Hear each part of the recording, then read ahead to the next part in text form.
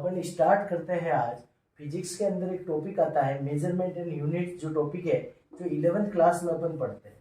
11th class में पढ़ते हैं इस टॉपिक को, एक चैप्टर को पढ़ते हैं। इसमें जो मेजरमेंट होता है, मेजरमेंट का मीन्स होता है किसी भी चीज को मापना।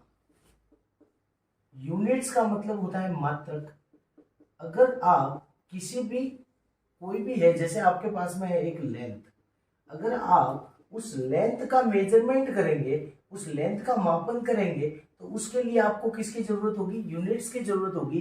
इसीलिए इन दोनों टॉपिक को अपन साथ में लेते हैं, मेजरमेंट और यूनिट्स को साथ में लिया जाता है, ताकि किसी भी अगर आपको ये जो है ये आपकी क्या होती है, एक फंडामेंटल क्वांटिटी होती है। फंडामेंटल क्वांटिटी, फंडामेंटल क्वांटिटी क्या होती है? एक ऐसी क्वांटिटी या ऐसी राशि जो किसी दूसरे राशि के ऊपर डिपेंड नहीं होती है। It is independent on other quantity. It is independent on other quantities. ये किसी दूसरी राशि के ऊपर डिपेंडेंट नहीं होती है, उसी राशि को अपन कहते हैं फंडामेंटल क्वांटिटी। फंडामेंटल जो क्वांटिटी आती है, दूसरी अपन इसी का एक दूसरा पार्ट देखते हैं। दूसरा पार्ट देखते हैं डिराइव्ड क्वांटिटी। डिराइव्ड क्वांटिटी,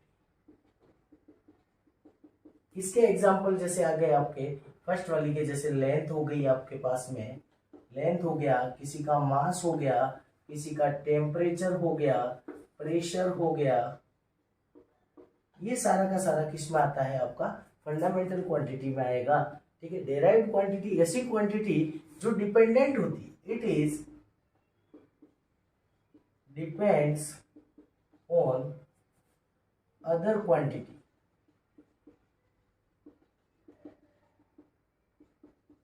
आप इस डिराइव से समझना है कि किसी भी इक्वेशन को डिराइव करना होता है। डिराइव का मतलब दो भौतिक राशियों से कोई एक भौतिक राशि निकालना। जैसे आपको स्पीड निकालनी है, स्पीड हो गया, वेलोसिटी हो गया, जो भी आपको फाइंड आउट करना है, स्पीड फाइंड आउट करना है। स्पीड का फॉर्मूला होता है डिस्टेंस अपॉन टाइम, और वेलोसिटी का फॉर्मूला होता है डिस्प्लेसमेंट अपॉन टाइम। हिंदी में लिखा जाता है दूरी बटा समय, और इसका लिखा जाता है विस्थापन अपॉन समय। अब अपन बात करते हैं, ये जो दूरी है और ये विस्थापन है, इन दोनों में भी डिफरेंस आता है। जो डिफरेंस होता क्या क्या है डिफरेंस, तो डिफरेंस अपन जब देखते हैं तो यहाँ पे मैं जैसे डिस्टेंस की बात करता हूँ। डिस्टेंस क्या होता है? डिस्टेंस होता है जैसे यहाँ आप और यहाँ कोई आपका कोई ऑब्जेक्ट है, वहां आपको जाना है। ठीक है। तो एकदम एक जो स्ट्रेट डिस्टेंस होगी, एक तो वो होगी, दूसरा आपका कोई पाथ होगा।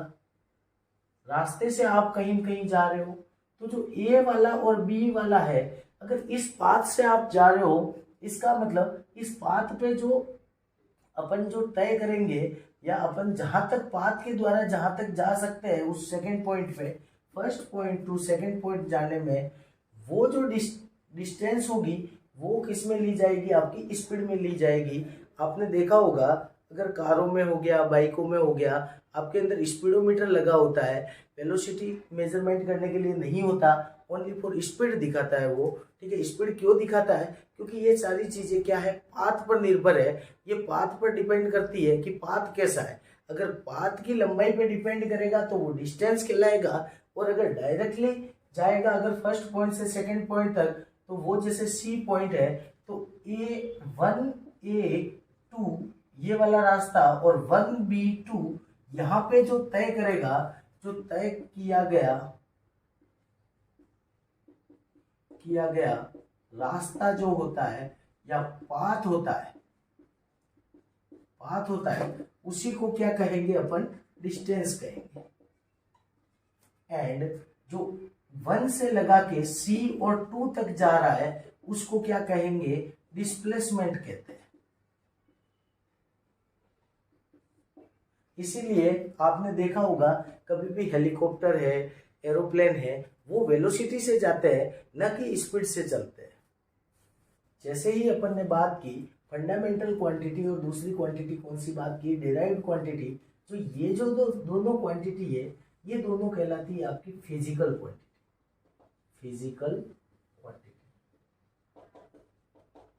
ये क्या होती है आपकी फिजिकल क्वांटिटी। फिजिकल क्वांटिटी को हिंदी में कहा जाता है भौतिक राशियां।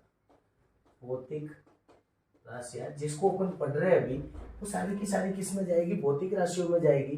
भौतिक राशियां आपको मैंने बता दी है, 2 टाइप्स की होती है, फंडामेंटल क्वांटिटी होती है और डेराइव्ड क्वांटिटी होती है। जिसको डेराइव किया जाता है उसको डेराइव्ड क्वांटिटी कहेंगे, जिसको डायरेक्टली मेजर किया जाता है उसको फंडामेंटल क्वांटिटी कहेंगे।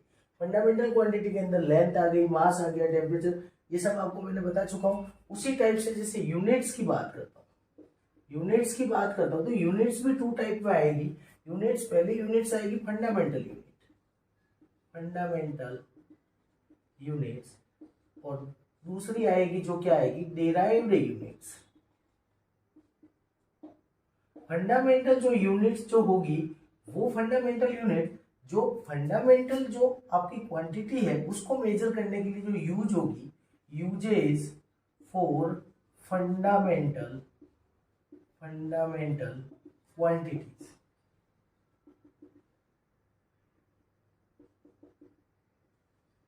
Uses for fundamental quantities measuring. अगर आपको किसी भी फंडामेंटल क्वांटिटी को मेजर करना है तो वहां पे आप फंडामेंटल यूनिट्स का यूज करेंगे।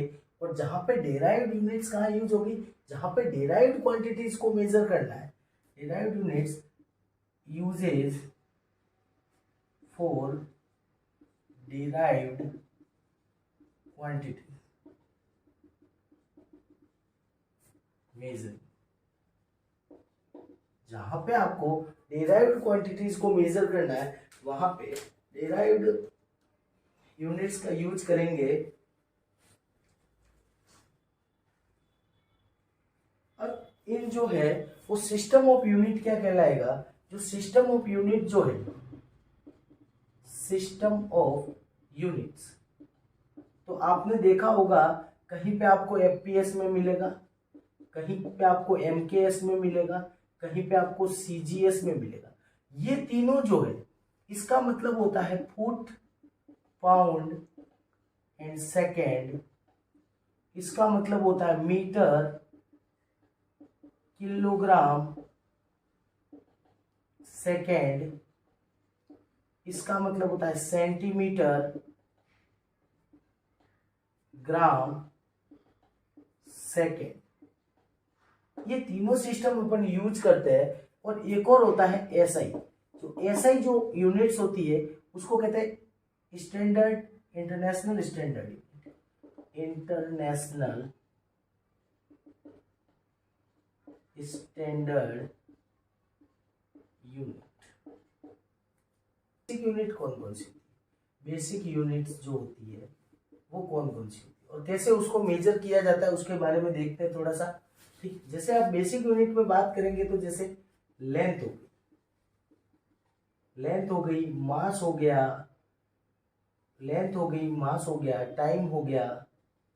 तो देखो लेंथ जो है, लेंथ को हिंदी में लिखते हैं अपन लंबाई, और मास को लिखा जाता है द्रव्यमान, टाइम को लिखा जाता है समय। सुनना, इसकी जब यूनिट्स की बात करेंगे तो इसका जो प्रतीक अपन लेंगे वो एल लेंगे, इसका मास का जो एम लिया जाएगा, और टी का क्या लेंगे, टी लेंगे। जो आप देखते हो एलएमटी जो यूनिट्स अपन बनाते हैं, मात्रक बनाते हैं किसी का, तो एलएमटी के रूप में बनाते हैं। लेंथ को किस में मेजर किया जाएगा, तो मीटर में किया जाएगा। मास को किस में किया जाएगा, तो मास को किया जाएगा केजी में किया जाएगा। टाइम को किस में किया जाएगा, सेकंड में किया जाएगा। यहाँ पे अगर ये तो हो गया एमकेएस में, और सीजीएस की बात करता हूं तो सीजीएस में क्या हो जाएगा, मास को किस में लिया जाएगा, लेंथ को किस में लिया जाएगा, सेंटीमीटर में, इसमें लिया जाएगा ग्राम में लिया जाएगा, और सेकंड को सेकंड ही रहने देंगे। और जब एफपीएस की बात करता हूँ, एफपीएस में सेंटीमीटर को किस में लिया जाएगा, फुट में लिया जाएगा, ग्राम को पाउंड में लिया जाएगा और सेकंड को सेकंड ही रहने देंगे अपन। तो ये 3 तो यूनिट है, ये है आपके अंदर कोर्स के अंदर जो बेसिक यूनिट के अंदर आती है। अब बात करते हैं टेम्परेचर की। एक आता है आपका टेम्परेचर। टेम्परेचर को हिंदी में कहा जाता है तापमान। और टेम्परेचर को अगर इसको टी से लिया है अपन ने, टेम्परेचर को टी से लिया जाता है, तो इसका जो अपन प्रतीक लगाते हैं वो के लगा सकते हैं केल्विन में, क्योंकि जो ऑथेंटिक जो टेम्परेचर है वो केल्विन में मेजर किया जाता है। अब देखो मैं आपको और एक्स्ट्रा चीजें बताना चाहता हूँ। जो टेम्परेचर को जो मेजर किया जाता है, एक तो अपन 2-4 पैमाने होते हैं उसमें देखते हैं, जैसे डिग्री सेल्सियस हो गया, डिग्री फ़ारेनहाइट हो गया, केल्विन हो गया, ये तीनों में इसको मेजर किया जाता है। लेकिन जो ऑथेंटिक की बात करता हूँ तो ऑथेंटिक अपन इसको केल्विन में मेजर करते हैं, इसीलिए इसका जो मात्रक लिया जाता है वो केल्विन लिया जाता है। ठीक है, अब सुनना, के लिया जाएगा और उसकी जो के से ही इसको डिनोट किया जाएगा। ठीक है, और टेम्परेचर यहाँ पे भी केल्विन होगा, इसको छोड़ सिर्फ यहाँ पे लिखो आप केल्विन। ठीक है, ये हो गया टेम्परेचर। टेम्परेचर के बाद में अपन बात करेंगे इलेक्ट्रिक करंट और नंबर ऑफ पार्टिकल्स। एक तो होगा इलेक्ट्रिक करंट आपका, एक होगा नंबर ऑफ